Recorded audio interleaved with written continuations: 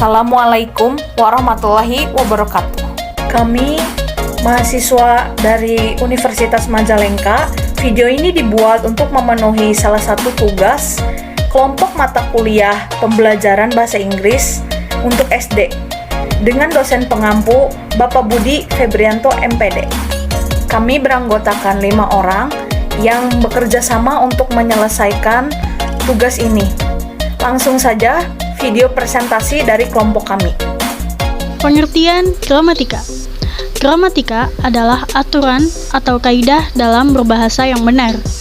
Grammar dalam linguistik berarti seperangkat aturan tata bahasa yang mengatur komposisi klausa, frase, dan kata-kata bahasa ilmiah dengan kajian fonologi, morfologi, semantik, sintaksis, dan pragmatis.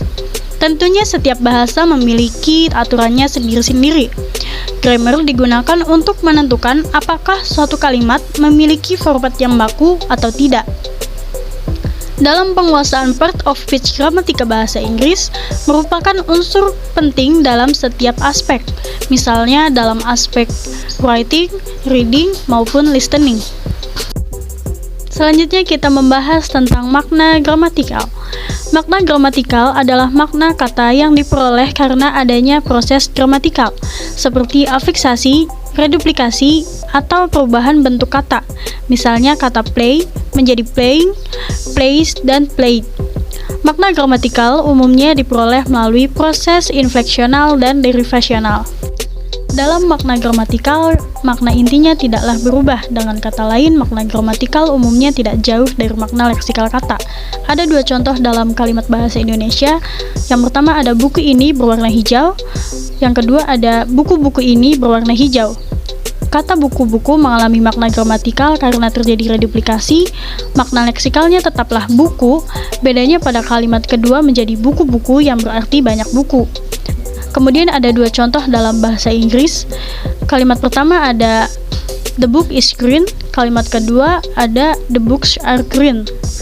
Kata the book pada kalimat 1 berarti tunggal, dan pada kalimat kedua berarti jamak. Penanda kata jamaknya adalah akhiran S dan to be-nya berubah menjadi R. Pendekatan dan prinsip pengajaran gramatika. Pendekatan komunikatif. Pembelajaran English grammar sangat tepat jika diberikan pada tahap prakomunikatif.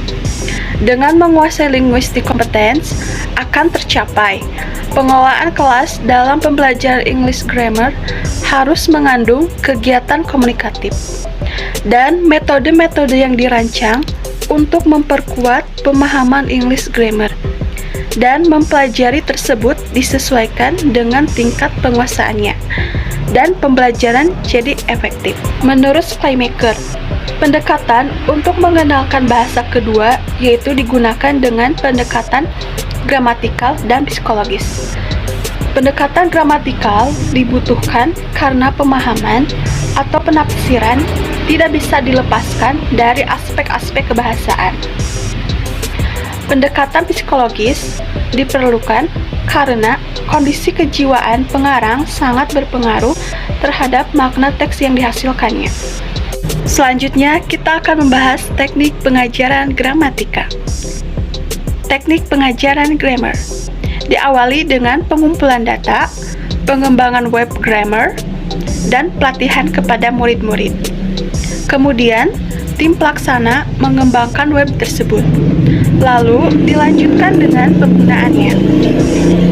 Web itu kepada para murid dalam bentuk ceramah, diskusi, dan tanya jawab. Teknik pengajaran gramatika melalui rancangan bahasa komunikatif. Seperti yang telah dibahas pada slide sebelumnya, pendekatan komunikatif dalam pembelajaran gramatika sangat tepat dalam tahap prakomunikatif. Dengan menguasai linguistik competence dahulu, diharapkan penguasaan komunikatif competence akan tercapai. Pengembangan kosakata.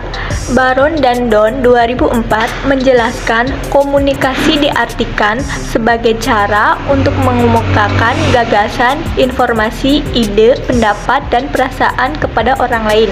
Montfessoria 1901 bahwasanya Masa usia dini adalah tahapan di mana anak sudah berusia 0 sampai 7 tahun adalah masa yang sangat sensitif bagi manusia terhadap bahasanya. Bahasa yang dikenal kepada anak seharusnya bukanlah bahasa ibu semata, namun bahasa asing juga seperti bahasa Inggris salah satunya. Hal ini bertujuan agar anak dapat beradaptasi dengan perkembangan zaman saat ini. Pembentukan kosakata. Prosedur pembentukan kata pengafiksan. Pengafiksan atau afiksasi adalah proses pembentukan kata sehingga terjadi bentuk yang dalam proses akhir memperlihatkan kata kompleks. Dalam bahasa Indonesia, afiks sering disebut sebagai imbuhan. Secara formal, afiks dapat dibagi menjadi prefiks, infiks, sufiks, dan konfiks. Prefiks dan sufiks banyak ditemukan dalam bahasa Indonesia dan Inggris, sedangkan infiks dan konfiks banyak ditemukan dalam bahasa Indonesia. Dalam bahasa Inggris terdapat 8 buah infleksi afiks terikat s, ad, ing, an, ss, ir, dan ist. Contohnya, he is talking to his neighbor now. Kata talking, talks, talked tidak mengalami perubahan kosakata, tetapi sebagai verba dan bukan merupakan leksem baru dari talk, tetapi fungsinya berubah. Yang kedua yaitu derivasi. Derivasi adalah proses pembentukan leksem baru melalui proses pengafiksan. Proses ini bisa mengakibatkan perubahan kelas kata, bisa juga tidak. Sebagai contoh dalam bahasa Inggris, adjektif free menjadi sufiks dom menjadi freedom, tetapi nomina erlamen dapat sufiks dom menjadi erldom, tetap dalam kelas kata yang sama yaitu nomina. Yang ketiga, pengulangan. Pengulangan atau reduplication adalah proses mengulang sebuah kata atau bagian kata. Dalam bahasa Indonesia terdapat pengulangan leksikal dan gramatikal. Printon 2000 halaman 91. Contohnya, pengulangan leksikal kuda-kuda, mata-mata, langit-langit. Keempat yaitu pengakroniman. Pengakroniman adalah pemendekan bentuk majemuk yang berupa gabungan huruf awal suku kata. Gabungan suku kata ataupun gabungan huruf awal dari suku kata dari deret kata-kata. Kata yang berupa pemendekan ini disebut akronim. Beberapa kata didapat dari penyebutan huruf awal seperti dalam bahasa Inggris. ASEAN, akronim dari Association of South East Asian Nations. Kegiatan belajar mengajar kosakata. Bahasa Inggris merupakan bahasa asing di Indonesia. Pembelajaran bahasa Inggris harus diberikan kepada anak usia dini karena bahasa Inggris untuk di zaman sekarang sangatlah penting. Dalam proses pembelajaran, sangat diperlukan dengan strategi dan pendekatan yang tepat dan efektif. Keberhasilan pembelajaran bahasa Inggris pada anak usia dini sangat dipengaruhi oleh kemampuan guru dalam menyajikan proses kegiatan belajar mengajar yang menarik dan menyenangkan bagi anak. Pembelajaran bahasa Inggris akan lebih menyenangkan jika menggunakan media permainan daripada hanya metode ceramah. Karena pada dasarnya anak-anak usia dini lebih menyukai permainan. Cukup sekian video presentasi dari kelompok kami. Kami dari kelompok 3 mengucapkan terima kasih kepada kalian semua yang telah menonton video ini. Sekian dan terima kasih. Wassalamualaikum warahmatullahi wabarakatuh.